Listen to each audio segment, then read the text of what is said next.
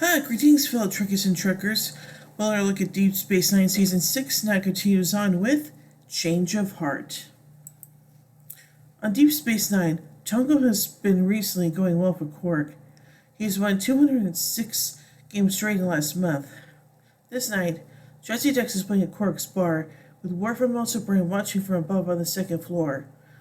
The two make a bet on Dex, though she barely loses against Quark. Worf now owes O'Brien a bottle of Scotch whiskey, though he doesn't feel bad. When he goes in to see her, he tells her he would rather lose betting on his wife than win betting on someone else. In the middle of the following night, Kira calls for Worf and Dex to come to the captain's office regarding an emergency transmission from a Cardassian Starfleet operative, one who is very important to Starfleet intelligence, indicating that he needs to speak to someone directly. Since most of the runabouts and the USS Defiant are off on exercises with the Ninth Fleet, the couple must embark on a trip into the Badlands, where they will be able to contact the Cardassian, or the USS Shenandoah. On their way to the Badlands, Worf and Dex discuss plans about their honeymoon. Worf suggests Vulcan's Forge as a suitable location. However, Dex shoots it down instantly as she doesn't want to spend her honeymoon in the Forge during Vulcan's summer. Worf then brings up a mountain climbing expedition on Andor, but Dex instead demands a vacation on Casperia Prime, arguing that the Worf got to plan the wedding so she should get to choose a honeymoon. In surprise, Worf accepts her argument and instantly agrees. After that, the conversation orients itself around discussion about Worf's sense of humor and various habits and tolerance to change of the two of them. Nothing very deep, but there's a sense of the bond that has developed between the two of them. Back on the station, Julian Bashir arrives probably at O'Brien's quarters in tuxedo for another of their holosuite adventures, but O'Brien is occupied. Ignoring it, Bashir briefs O'Brien on the mission. However, he notices O'Brien isn't paying attention and sits down, disappointed. Due to Quark's long-running streak, the chief is inspired to set his mind to a new challenge, to end Quark's winning streak. When Bashir realizes that he won't be able to get O'Brien up, the doctor steps helping his friend practice the game for a bit. Soon after they arrive at the coordinates of the Badlands, Worf and Dex receive a transmission from the Cardassian operative Lasaren. The spy, disappointed to see a Klingon, informs them that he has information on every single founder of the Alpha Quadrant. In return, he wants to defect as he is turning the Dominion suspicious. Furthermore, he can't wait for Starfleet to distract him and demands the two come immediately. Tell him that in 3 days he will leave the Dominion base on Sukara and walk into the vast jungle, stating the two rendezvous point complete with instructions on avoiding its sensors. Worf and Dex will need to land in the jungle due to the Dominion's transfer scramblers to recover the informant. The two agree, and, with the regret of trusting Lord of Klingon, Lasaren ends the communication. After a while practicing, his clue brain isn't getting the hang of the game, and Bashir is able to defeat him handily, though he just learned the game himself. Bashir tries to persuade him that he has no aptitude for Tongo. O'Brien is determined to keep practicing, and the challenge of it, and cake of 6 months' absence, but he soon decides to change his plan. Instead, Bashir, with his young hand's brain, should be able to easily beat Quark. Bashir clearly doesn't care about the game or the Latinum, but is convinced when the look on Quark's face that beaten by a human is offered as a reward. Meanwhile, Dex pilots the Shenandoah through an asteroid field, where the sensor grid has its gaps, where the usual teasing since she's going fairly quickly. Worf is not nervous, though. She then evades detection for the planet's sensors and takes to find a landing point. They need to land 20 kilometers north of the rendezvous to keep away from ground sensors, and have 2 days to cover the distance. They land on Sukara and head out with their gear, including phaser rifles. Dex and Worf successfully mask their life sites from sensors on the ground. They have some banter as they set out, as Worf comments they can use their Starfleet tricorders while mask their life signs, but he's looking forward to not knowing what lies ahead. Meanwhile, Bashir and O'Brien are finally ready to challenge Quark. Even though the Ferengi are reluctant to admit humans to their table at first, they eventually accept.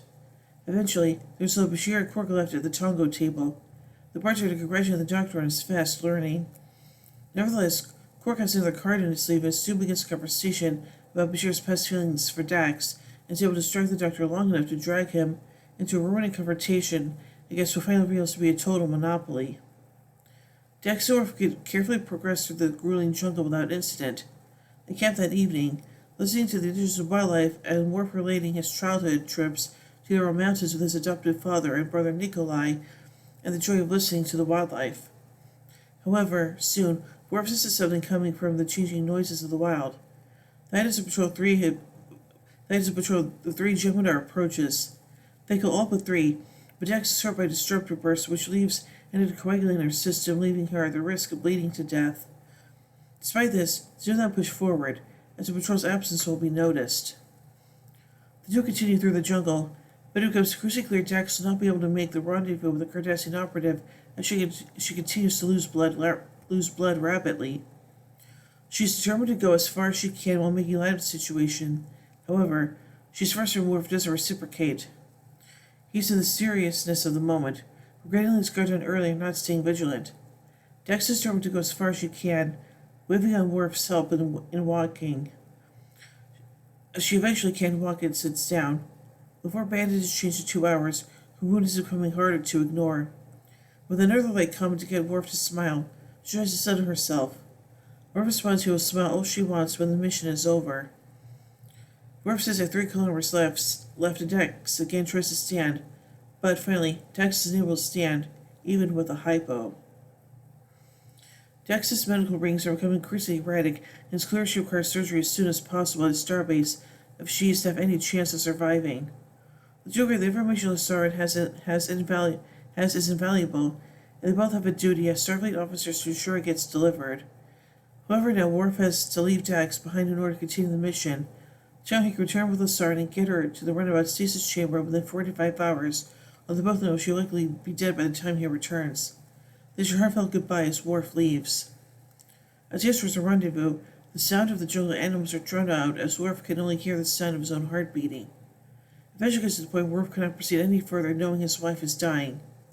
He decides to abort the mission, turns around and heads back to Dax, but in considers she's unconscious, so he carries her on his back and begins to trek back to the runabout.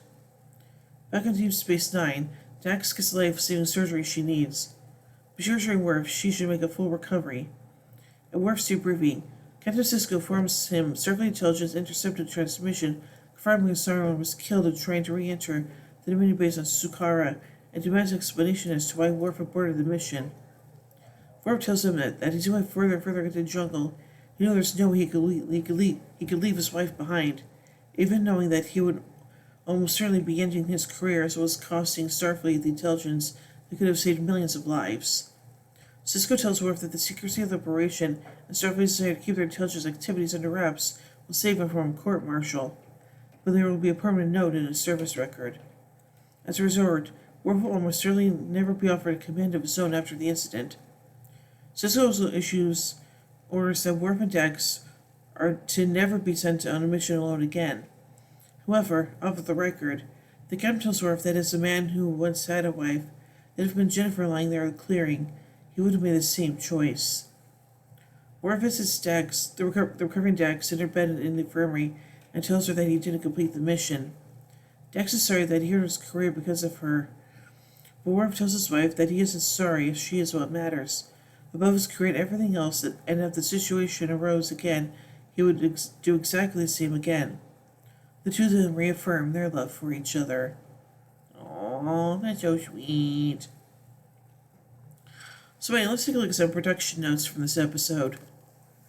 The Jungle of Sukara was created by the Greens Department on Stage 5 on the Paramount lot. Because there were so many walking shots, the jungle was built as a large circle so that the actors and crew didn't have to keep stopping and switching sides every time they reached the end. However, during shooting, the general consensus was that the Greens people did too good a job in constructing the oppressive jungle. According to our director, Randy McGilvain, quote, "We had designed small platforms to put all these trees on so that the filmmakers could move the platforms out and get into the jungle area to shoot. But they added more and more plants until we couldn't move the platforms. The plants and vines were all intertwined," end quote. As Steve Foster points out, quote, it got so difficult that we might as well have been on location, end quote. The episode features Jadzia piloting the Shenandoah through an asteroid belt to get to Sukara. Commented David Stipes, quote, "I thought the asteroids were really nice. We were initially thinking about using asteroids for emanations, which was a Voyager episode that we had done some years ago. You can wind up copying yourself if you're not careful, and all of a sudden you wind up doing your own shots over and over. You're not pushing your own envelope, so to speak. I've been working with the idea of finding new ways to be creative. It would be very easy to fall into the trap of, we've done that before. What did we do before? Let's do the same thing. It's much more fun and challenging to say, how can we make this asteroid field look a little different? The guys at Digital Muse were just great. They just kept pushing at it and tweaking, looking at textures, painting and showing things. I would share ideas, and Adam would share ideas. It's a wonderful collaborative effort, and I really enjoy this process a lot. End quote. Now let's take some cast and character notes. Renee Auberjonois and Carrick Lofton do not appear in this episode. And then finally, let's take a look at some continuity surrounding this episode. This was the 500th episode of Star Trek to air. This episode reintroduces the notion that Bashir is so madly in love with Dax, something which has its origins in the very first episode of the series, Emissary. Bashir's realization here that he still loves her, however, would finally pay off in the series' finale, What You Leave Behind, albeit with Ezri Dax as opposed to Jadzia Dax. This episode marks the first appearance of Deep Space Nine's newest Danu-class runabout, the USS Shenandoah, and the Dominion planet of Sukara, which is later referred to in The Pale Moonlight. This episode contains the only reference to Worf's adopted brother Nikolai Rosenko since his appearance in the Next Generation episode Homeward. When they're in their quarters getting ready for bed, Dax tells Worf that the USS Sutherland will be docking at the station. This is the same ship that was at the station during the episode You Were Cordially Invited, and aboard which Manuel Ochoa served as lieutenant. This is also the same ship commanded by Data during the Klingon Civil War and the Next Generation episode Redemption Part 2. Casperia Prime is mentioned for the first time in this episode as Dax's intended honeymoon destination. Nice. So I really do like this episode, and it's nice we get an episode featuring Worf and Dax together after their marriage, so yeah. So overall, I give Change of Heart 4 warp cores out of 5. When we tune in wait till the next episode, Wrongs Darker Than Death or Night. So, until then, live long and prosper, everybody.